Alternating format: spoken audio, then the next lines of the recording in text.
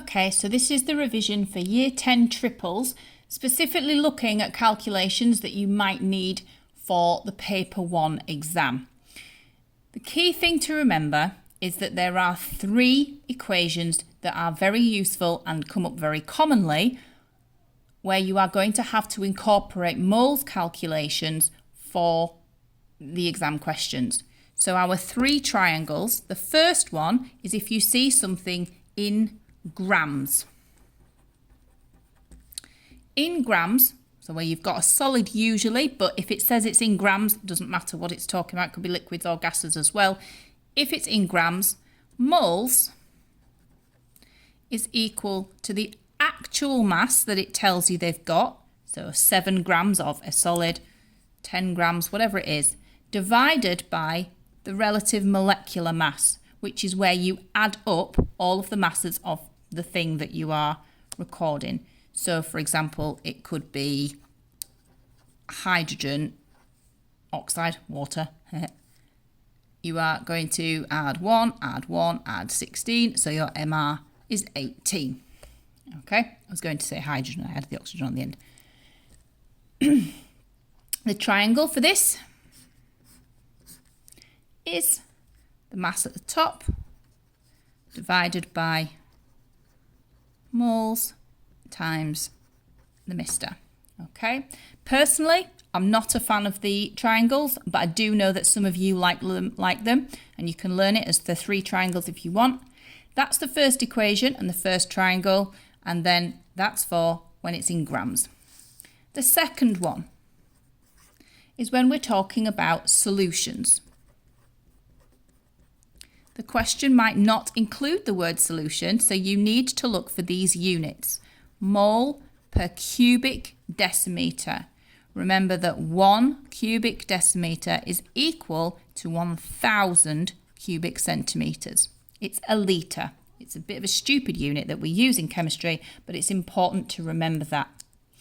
In terms of the moles, how many moles do we have in a solution? The moles is equal to the volume times the concentration. You need this equation when you're doing acid-base titration calculations. For those, V for volume and C for concentration, V of the acid, volume of the acid, times the concentration of the acid, so the moles, V times C, is the moles, divided by the equation ratio, is equal to the V of the base times the C of the base, the moles of the base, again divided by the equation ratio. We'll have a look at some examples in a minute that make this make more sense. But this equation, which is just using the moles in solution equation, is really useful. It makes calculating titration type exam questions so much easier, as long as you can rearrange equations. If you're not doing a titration, this bit's not useful. You need to go back to this one. So again, if you like the triangle, try and make it big enough. We've got moles at the top and volume times concentration. The third equation, which we only just did in lessons, trying to make sure my piece of paper fits on the screen. The third one is the gas volume. And this is important when we're trying to calculate what volume of gas is given off, or alternatively, if we know what volume of gas is given off, we can use that to determine other quantitative information about the reaction. And this is all down to the fact that Avogadro came up with this fancy number that told us how much space a gas takes up. 1 mole of gas takes up 24. 1 mole of gas takes up 24 cubic decimeters of space. We don't usually have 1 mole. If life was always about 1 mole of everything, the calculations would be far too easy. So moles of gas is the volume of gas that you actually have divided by 24, or divided by 24,000 if you're working in cubic centimetres. You do sometimes have to convert between cubic centimetres and cubic decimeters. You just have to look for that in the question.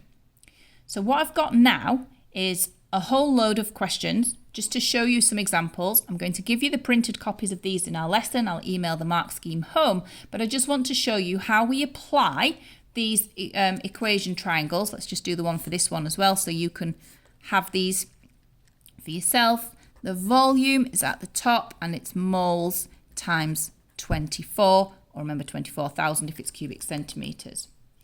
Okay, so our three equations: mass, moles times Mr, moles, volume times concentration, or the volume is the moles times 24.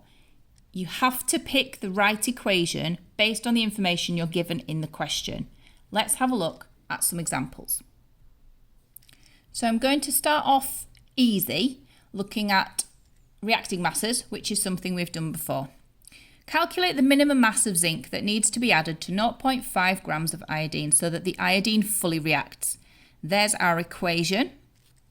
So we know the relative atomic masses of zinc atoms and iodine atoms, not the molecule, just I on its own is 127. That tells us our zinc has a mass of 65 and our iodine molecule I2 is 127 times by 2, which is 254. So if we had 65 grams of iodine, we would need 65 grams of zinc, we would need 250 grams of iodine in order to fully react. However, the question tells us, because that's a lot of iodine, they had 0.5, half a gram of iodine. So how many 0.5s are in 254? 254 divided by 0.5 is 508. It's the same as saying times by 2. So now we know we've divided this one by 508. We've got to divide this one by 508 as well. And the answer is 0.128. We're not told how many significant figures to do our answer to, so we go with 3. Always look out for that in the question. Okay, we've looked at reacting masses in this way before. Easy peasy, you've had lots of practice, not a problem. Next one. A different scientist makes zinc iodide by the same method and they obtain 12.5 grams of zinc iodide. The percentage yield, we're told, is 92%. Sometimes we have to calculate that. Here we're being told. So what is the maximum theoretical mass of zinc iodide produced? So they've obtained 92%. That must be, there's 12.5 out of the theoretical yield, but we don't know what that is, so we'll call it X times 100. Okay, so we rearrange that to find X, which is 100 divided by 92 times 12.5, and the answer is 13.6. So the maximum theoretical mass was 13.6. They only got 12.5. Therefore, their percentage yield is 92%.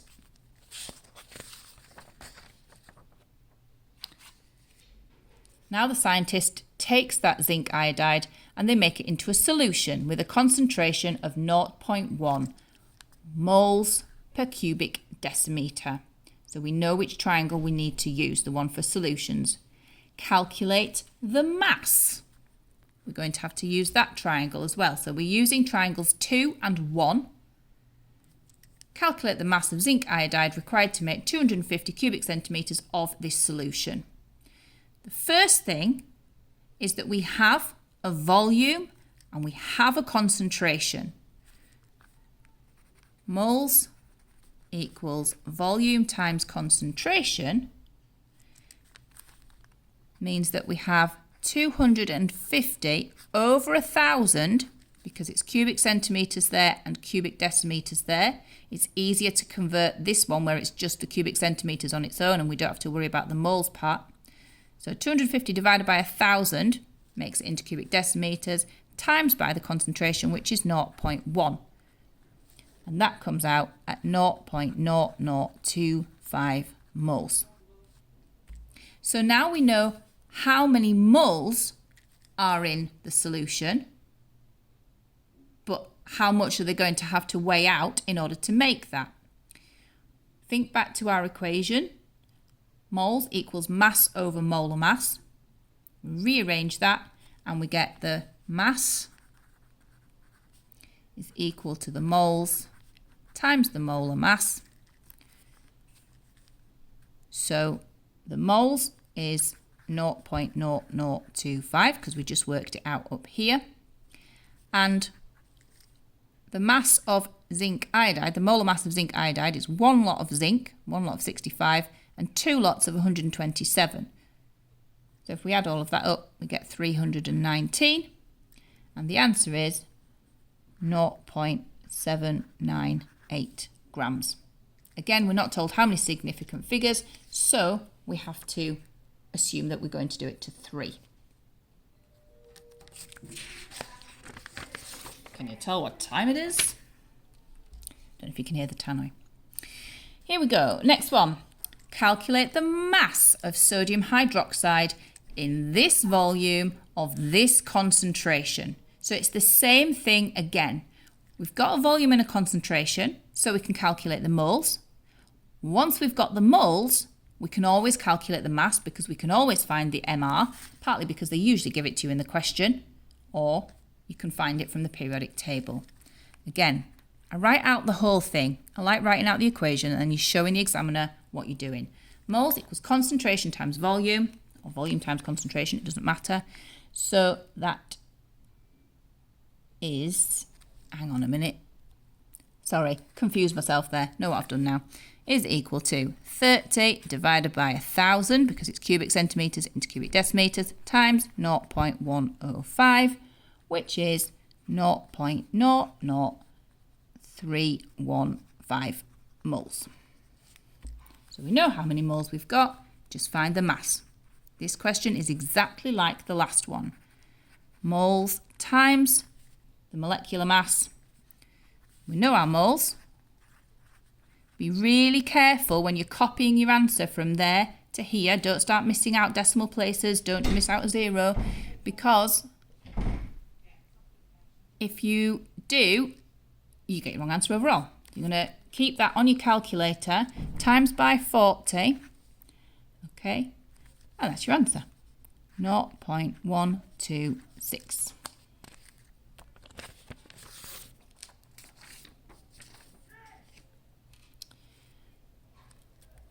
Quite often when you get these questions, you get chemicals that you've never heard of. Don't freak out about it, just go with it. The calculations don't change. Here, calculate the mass of an acid. You do get some acids that you measure out as a solid, needed to make this volume of a solution with this concentration. So yet again, we've got our moles equals volume times concentration. So the volume is 250 but over 1,000 times by 0.0480, same as it is in the question. That's where these numbers come from. That gives us 0.012. And now we can calculate the mass.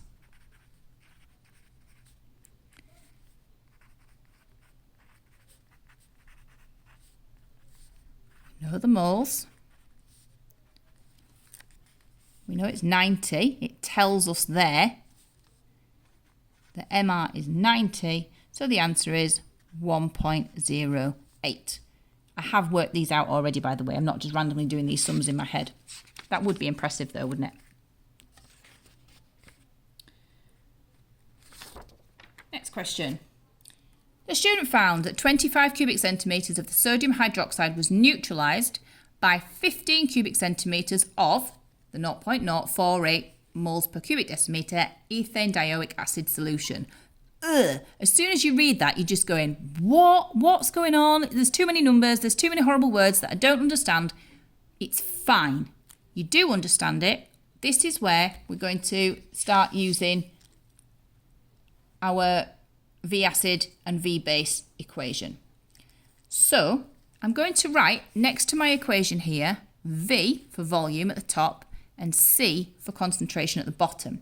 And we're going to plug in the numbers we can from the question. 25 cubic centimetres of sodium hydroxide. NaOH is sodium hydroxide, and that's the volume, so that's 25.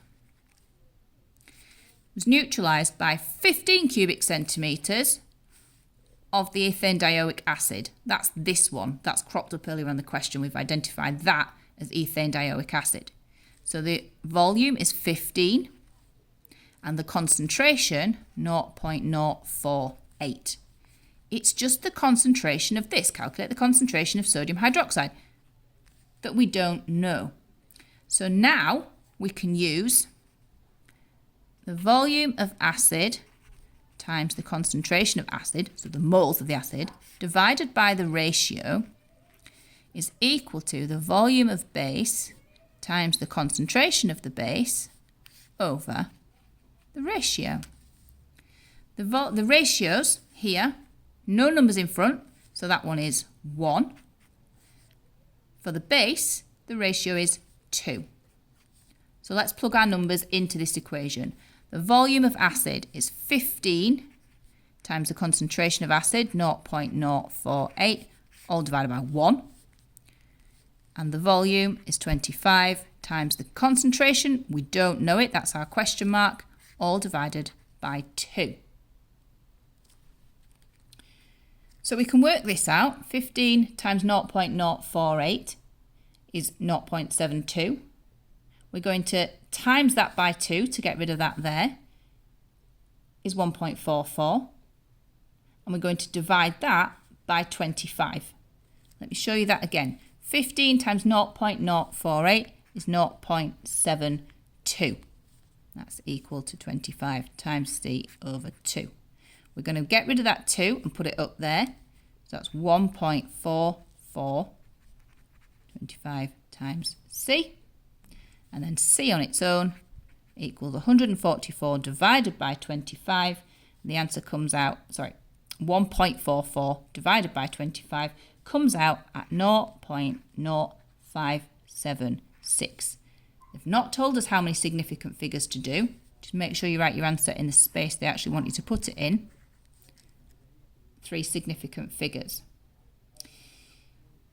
You might be wondering why I was banging on earlier about it's really important to convert all your units to cubic decimeters, and I didn't. I didn't do 15 over 1,000 or 25 over 1,000. And the reason for that is because it's just about the ratio of one to the other. So it would be 0.015 and 0.025, and all of the numbers would be really teeny tiny. But ultimately, working it out through the ratio, you'd then have to multiply it back again. So we're just taking out a step that we don't need to do.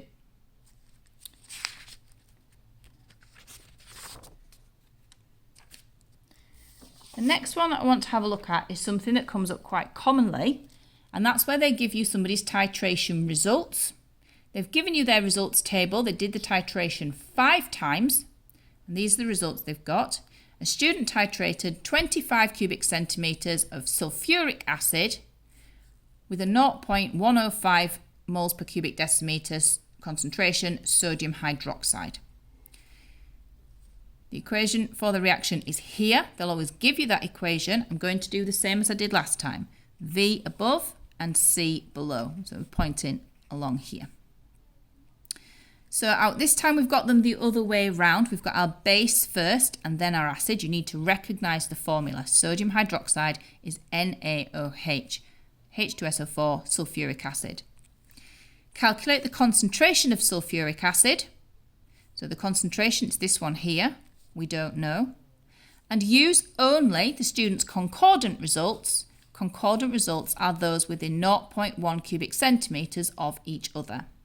So when we have a look at the results, the first two are massively far apart, but these three are all very close.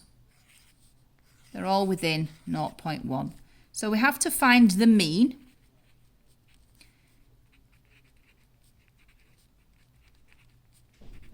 We have to divide that by 3.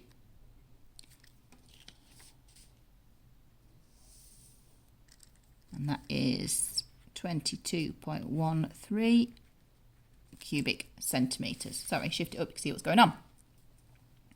And using the numbers then from the question as well, we've got our 3 missing values that we need. So this was the volume of the base, volume of sodium hydroxide that they've used. We have to find the mean. That's why this is a 5-mark question. So the volume of the base, 22.13. The concentration of the base tells us up here in the question, 0.105. 25 cubic centimetres of dilute sulfuric acid. That's what they'll measure that out with the pipette set volume every time. Okay, so now we've got all of those values, it's just the same as before.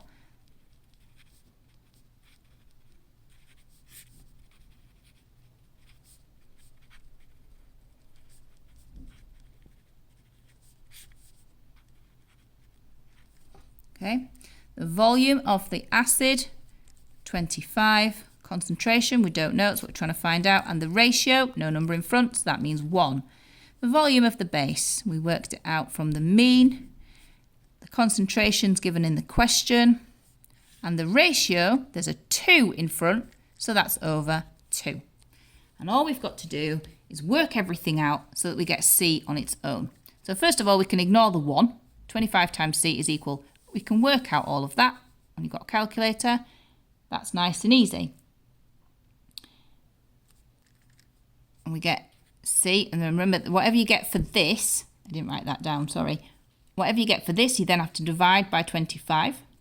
And your answer is 0.0465. And I'm just going to write that in the answer space. You wouldn't lose marks if you didn't write it in the answer space, as long as it was clear. Helps if you can see what I'm pointing at. You wouldn't write marks if you didn't put it on this line, as long as it's clear up here. Okay, but you've got to be able to see where these numbers come from. And lastly, no, not lastly, sorry, 2 more to go. But they're all titration ones, showing you how they work. This one looks exactly the same. It's not, but it's near enough. So there is an earlier part of this question that I've not included that tells us, just like last time they used 25, they've used 25 cubic centimetres of the sodium hydroxide. Okay, so this time we've got citric acid. The volume of the citric acid, just like before, we're going to have to work out a mean using 3 concordant results. That's those 3, and we're going to have to work out our volume and concentration for each. Calculate the concentration of citric acid, so that's the bit we don't know. The volume of the sodium hydroxide is 25. The concentration of the sodium hydroxide is telling us there, 0.102. The volume of the citric acid is the mean of these 3.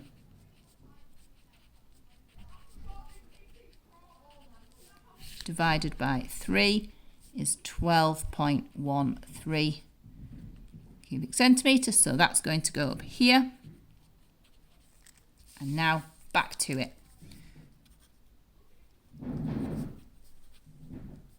What am I doing? Getting all muddled. Volume times concentration divided by the ratio is equal to the volume of the base times the concentration of the base all over the ratio.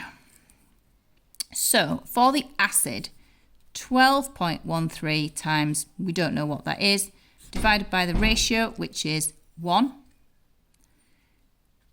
And the volume of the base, on this side here, the volume of the base, here, 25.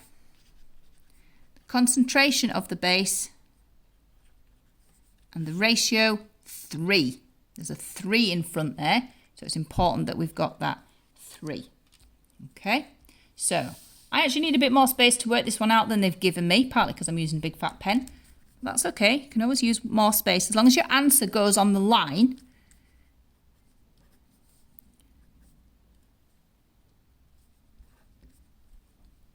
So we've worked out all of this. 25 times 0.102, press equals, divided by 3 is 0.85.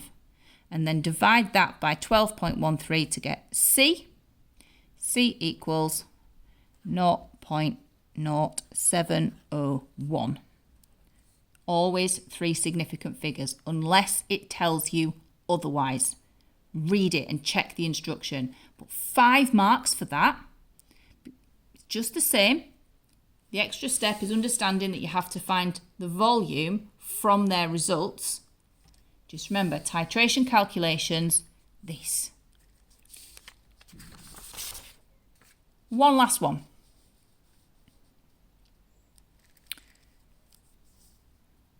No, still 2 last ones. We'll get out of here by 30 minutes. First time that we've come across in these exam questions, the gas calculations. It's really not that difficult. So they're producing iron chloride by heating iron in chlorine gas. Calculate the volume of chlorine needed to react with 14 grams of iron. That's a sensible question because that's how we would measure out the amounts that we would need. You'd measure the amount of iron in grams because it's a solid, so the mass of the iron, but you'd measure the volume of chlorine because it's a gas. It even tells you what you need to calculate. The number of moles of iron used. I'm going to number these bullet points. We should calculate the number of moles of chlorine that react with 14 grams of iron. And then from that, the volume of chlorine needed. And they've helpfully reminded us that the relative atomic mass of iron is 56 and that the volume of 1 mole of gas is 24 cubic decimeters. So, the number of moles of iron where we've got grams. Moles equals the mass over the MR. The mass is 14 grams and the MR is 56. So that is 0.25 moles. Done. The number of moles of chlorine that react with 14 grams of iron. Here we've got to look at the equation ratio. Every time iron's reacting, it's 2 moles of iron reacts with 3 moles of chlorine. So chlorine is 3 halves, if you like, 1.5 times. 3 is 1.5 times bigger than 2. So we need 1.5 times the number of moles. It might help you to put it back to 1 mole. So what would be if it was only 1 mole of that? Well, we'd have to half it and then times it by 3.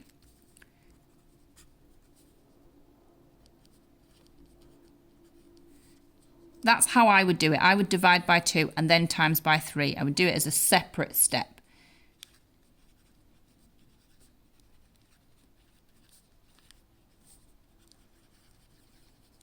So that's why they're telling us to do that step, because we've got to take into account the equation ratio, a 2 to 3 ratio. So we know how many moles of chlorine are needed. Calculate number of moles. Yep, done that. And finally, the volume. The volume of a gas is the moles times 24. So 0.375 times 24 comes out rather nicely as 9. Okay, that one comes out with a nice round number. It looks really difficult, but if you look at it step by step, it's not. And finally, actually, I've said that about 72 times, but actually this is the last question. This question is about combustion of fuels, and the first thing it asks us to do is to balance this equation, but be careful and don't get caught out. Normally, fuel plus oxygen makes carbon dioxide plus water. Here, like it tells us in the question, it's producing carbon monoxide. So balancing it is not quite as straightforward, and I would use the box method for that. I'm going to show you the box method just here. A piece of paper around so it's not quite so scrumpled up. So, methane, C and 4 H's. Oxygen, 2 O's. Carbon monoxide, 1 C, 1 O. And water, 2 H's, 1 O. That's what we're working with. As soon as I look at this, I go, okay, right, well, I've got 1 carbon and 1 carbon. We've got our brick wall down the middle. 1 carbon and 1 carbon. I've got 2 oxygens and 2 oxygens, but I've got 4 hydrogens there. I've only got 2 here. So I need to put another one of these boxes. Remember, you can't change what's in the boxes. You can only add more boxes. So now my hydrogens are balanced and I'm done. Oh, no, I'm not, because I've got now 3 oxygens here and only 2 here. So I need more here. All I can do is add another box. Oh, but now I've got 4 oxygens here and I've got 3 here. So, oh, I can add another one here though, and that'll take that up to 4. Oh, but now I've got 2 C's. So I need more C's here.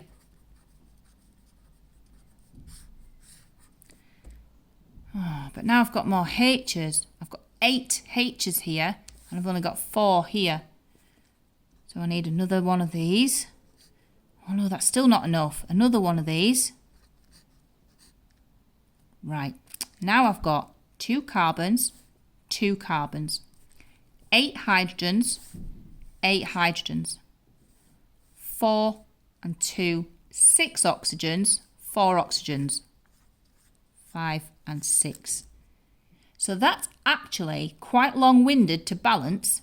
You use the box method and you just keep going, you get there. Don't forget to write the numbers of boxes in. So there's 2 boxes there, there's 3 boxes there, there's 2 boxes there, and there's 4 there. And then for the calculation, propane burns in oxygen to form carbon dioxide and water. So a standard fuel burning combustion equation. 3.6 cubic decimeters of carbon dioxide is produced when the sample of propane is burned in 7.25 cubic decimeters of oxygen. Calculate the volume of unreacted oxygen. That tells us the oxygen is in excess. If there's some that's still not reacted, then it is in excess. Okay. The only thing we can do with this, because we've got our molar volume of a gas, is to work out moles in the gas. So the moles of carbon dioxide that they've produced, 3.6 divided by 24. It's 0.15 moles of carbon dioxide. The ratio of carbon dioxide to propane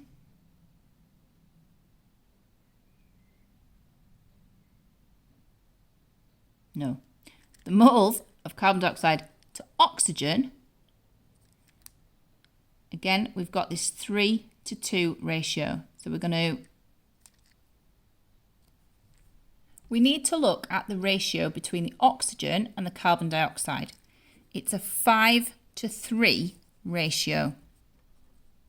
So I'm going to take this is our 3 part, carbon dioxide, so 0.15 divided by 3, 0.05, and then times that by 5 tells us we should have 0.25 moles of oxygen.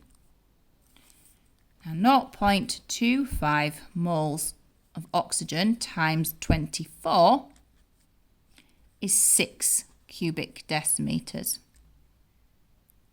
So the difference, it says they used 7.25, but we've worked out that to produce that much carbon dioxide, they could only have used 6. So the difference, 7.25 take away 6, is 1.25 cubic decimeters of unreacted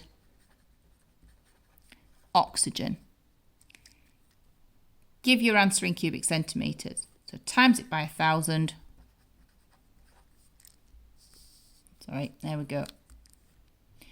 I know that's been really long-winded, but I'm not going to apologise for that because hopefully this is going to help you in preparation for your Year 11 mock exams.